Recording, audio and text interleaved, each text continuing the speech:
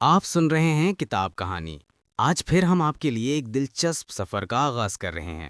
ہماری یہ ویڈیو آپ کو ایسی جگہ کی معلومات فراہم کرے گی جو بہت حیرت انگیز اور انوکھی ہے۔ اچھا، جب تنزانیہ کا نام سنتے ہیں تو ذہن میں کیا آتا ہے؟ شاید سفاری، کھلے میدان اور وہاں گھومتے جنگلی جانور، ہے نا؟ لیکن اس ملک کی کہانی صرف یہیں تک محدود نہیں ہے۔ یہ اس سے کہیں زیادہ گہری اور سچ پوچھیں تو بہت دلچسپ ہے۔ تو آئیے مل کر اس انوکھی داستان کو کھوجتے ہیں۔ جی ہاں، اس کا جواب ہے تنزانیہ۔ یہ ایک ایسی جگہ ہے جہاں انسانیت کا سب سے پرانا گہوارہ بھی ہے اور افریقہ کی سب سے اونچی چوٹی بھی، دونوں ایک ہی ملک میں۔ ذرا سوچئے، ایک طرف انسان کی لاکھوں سال پرانی تاریخ اور دوسری طرف فطرت کی عظیم بلندی۔ یہ واقعی کمال کا امتزاج ہے۔ تو چلیں اپنے سفر کا آغاز کرتے ہیں اور وقت میں بہت پیچھے چلتے ہیں۔ ہم تنزانیہ کی قدیم انسانی تاریخ کی گہرائیوں میں اترنے والے ہیں، اور یہ کہانی کوئی 100-200 سال نہیں بلکہ لاکھوں سال پرانی ہے۔ 18 لاکھ سال! ایک منٹ رک کر اس عدد کے بارے میں سوچیں۔ 18 لاکھ! اولڈووائی گھاٹی سے ملنے والا پتھر کا یہ اوزار اتنا پرانا ہے۔ یہ ہمیں صاف صاف بتاتا ہے کہ تنزانیہ کا یہ علاقہ انسانیت کے اولین گھروں میں سے ایک ہے۔ یہ کوئی معمولی پتھر نہیں، یہ ہمارے آباء و اجداد کی ذہانت کا، ان کی کاریگری کا ایک ٹھوس ثبوت ہے جو آج برٹش میوزیم میں محفوظ ہے۔ اب ذرا اس ٹائم لائن کو دیکھیں، یہ کتنی دلچسپ کہانی سناتی ہے۔ یہ ہمیں دکھاتی ہے کہ آج کا تنزانیہ ہزاروں سالوں میں کیسے بنا۔ یہ مختلف لوگوں کی ہجرت کی لہروں کا نتیجہ ہے۔ دیکھیں، شمال سے کسان آئے، پھر سوڈان ایتھیوپیا کی سرحد سے کچھ اور گروہ پہنچے، مغربی افریقہ سے وہ لوگ آئے جو لوہا بنانا جانتے تھے، اور پھر جنوبی سوڈان سے مسائی جیسے لوگ آئے۔ ہر گروہ اپنے ساتھ اپنی زبان، اپنی ٹیکنالوجی اور اپنی روایات لایا، اور ان سب کے ملنے سے ہی آج کے تنزانیہ کا وہ خوبصورت ثقافتی موزیک بنا ہے جس کی ہم بات کر رہے ہیں۔ اور یہ ساری انسانی تاریخ ایک ایسے جغرافیائی کینوس پر رقم ہوئی جو خود کسی عجوبے سے کم نہیں۔ سوچیں، ایک طرف ماؤنٹ کلیمنجارو کی برف سے ڈھکی چوٹیاں، دوسری طرف افریقہ کی عظیم جھیلیں، اور دنیا کا سب سے بڑا غیر فعال آتش فشاں۔ یعنی جتنے متنوع یہاں کے لوگ ہیں، اتنی ہی متنوع اور شاندار یہ سرزمین خود بھی ہے۔ اچھا، تو یہ تو تھی قدیم تاریخ کی بات۔ اب ہم وقت میں ایک لمبی چھلانگ لگاتے ہیں اور ایک بالکل مختلف دور میں داخل ہوتے ہیں۔ آئیے اب یہ دیکھتے ہیں کہ جدید تنزانیہ کی ریاست کیسے بنی اور اس کی بنیاد میں کون سا انوکھا سیاسی اتحاد تھا۔ اور اس کی کہانی کا سب سے بڑا اشارہ تو خود اس کے نام میں چھپا ہے، تنزانیہ۔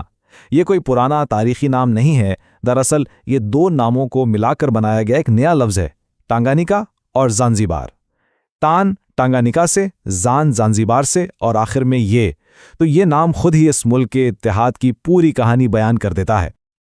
اور کمال کی بات یہ ہے کہ یہ سب کچھ بہت ہی تیزی سے ہوا۔ ذرا ترتیب دیکھیں، 1961 میں ٹانگانیکا آزاد ہوا۔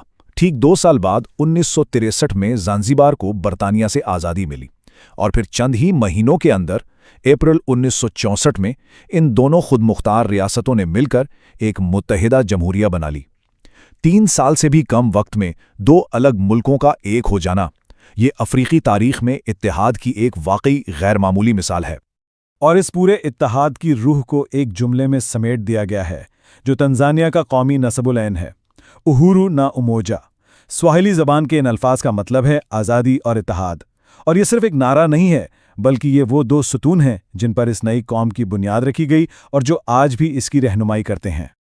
ٹھیک ہے، تو ملک تو ایک ہو گیا، لیکن اس اتحاد کے اندر کون لوگ رہتے ہیں؟ اب وقت ہے تنزانیہ کے سب سے بڑے خزانے، یعنی اس کے لوگوں کے ناقابل یقین تنوع کو سمجھنے کا۔ 120 سے زیادہ، جی ہاں، 120 سے زیادہ الگ الگ نسلی گروہ۔ ذرا سوچئے، ایک ہی ملک کی سرحدوں کے اندر اتنے سارے مختلف گروہ امن اور سکون سے رہ رہے ہیں۔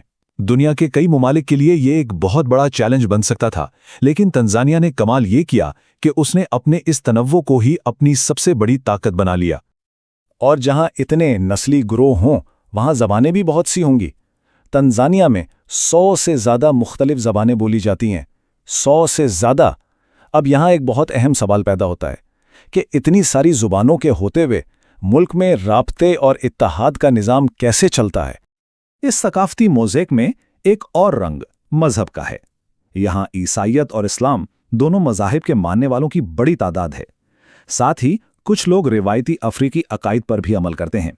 अहम बात यह है कि इस मजहबी तनव्वुर के बावजूद यहाँ एक हमाहंगी पाई जाती है और इसने भी तंजानिया के कौमी इत्तेहाद को मजबूत करने में बहुत मदद की है।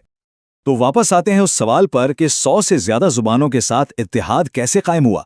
इसका जवाब एक बहुत ही ज़हीन हिकमत अमली में है। मुल्क के पहले सदर जूलियस नेरेरे ने बहुत दूर की सोची। उन्होंने सोहाली को कौमी जुबान के तौर पर फरोग दिया। इसका फायदा यह था कि सोहाली किसी एक बड़े नस्ली ग्रोह की जुबान नहीं थी, इसलिए सबने इसे आसानी से कबूल कर लिया और ये एक मुश्तरका जुबान बन गई। और साथ साथ आलमी राब्ते, तिजारत और आला तालीम के लिए अंग्रेजी को भी उसके मकाम पर बरकरार रखा गया। तो हमने लोगों और सकाफत की बात कर ली। अब वापस चलते हैं तंजानिया की ज़मीन की तरफ और देखते हैं कि ये शानदार कुदरती माहौल सिर्फ खूबसूरत ही नहीं बल्कि मुल्क की मईशत का इंजन भी कैसे है। अगर हम तंजानिया की मईशत को देखें तो इसकी जड़ें ज़मीन से जुड़ी हैं। सबसे बड़ा हिस्सा ज़राअत का है, जो मुल्क की जीडीपी का तकरीबन 24% है। इसका मतलब है कि लाखों ख़ानदानों का रोज़गार खेती बाड़ी से वाबस्ता है। इसके बाद सनत और तामीरात हैं, और फिर देखें सेहत, तकरीबन 17.5%। ये वही सेरेंगेटी, किलिमंजारो और दूसरे कुदरती अजायब हैं जो दुनिया भर से लोगों को खींचते हैं और मुल्क के लिए ज़र मुबादला लाते हैं। ये फितरत और मईशत का बिल्कुल सीधा ताल्लुक है। और ये दौलत सिर्फ मुल्क के अंदर ही नहीं गर्दिश करती। तंजानिया अपनी ज़मीन से निकलने वाली कई चीज़ें दुनिया भर को भेजता है। सोना, हीरे और ख़ास तौर पर नायाब तंजनाइट पत्थर जो सिर्फ यहीं पाया जाता है। फिर कॉफ़ी, काजू, कपास जैसी फसलें हैं। और हाँ, एक तरह से सियाहत भी एक बरामद ही है, जहां मुल्क अपनी कुदरती खूबसूरती का तजर्बा दुनिया को फरोख्त करता है।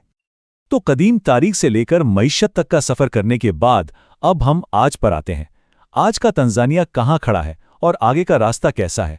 आइए आखिर में इसके अज़ाइम और दरपेश चैलेंजेस पर एक नज़र डालते हैं। आज का तंजानिया एक ऐसी कौम है जो आगे बढ़ रही है। देखें, 2020 में वर्ल्ड बैंक ने इसे लोअर मिडिल इनकम मुल्क का दर्जा दिया। ये मशरकी अफ्रीकी कम्युनिटी का एक अहम और बानी रुकन है।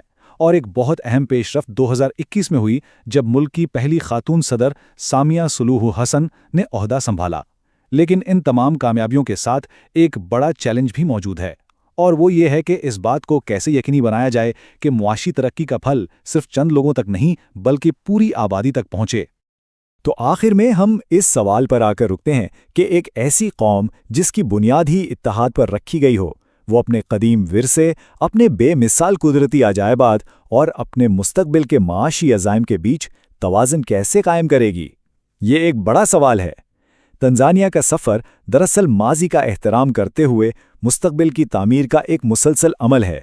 ये एक ऐसी कहानी है जिसके अगले अब्वाब अभी लिखे जाने बाकी हैं। हमारी ये मालूमाती वीडियो यहीं इख्तिताम पजीर होती है। हम उम्मीद करते हैं कि आपको ये सफ़र पसंद आया होगा। जो बातें हमने आपको बताई हैं, अगर वो आपके लिए नई थीं तो कमेंट्स में ज़रूर बताइए।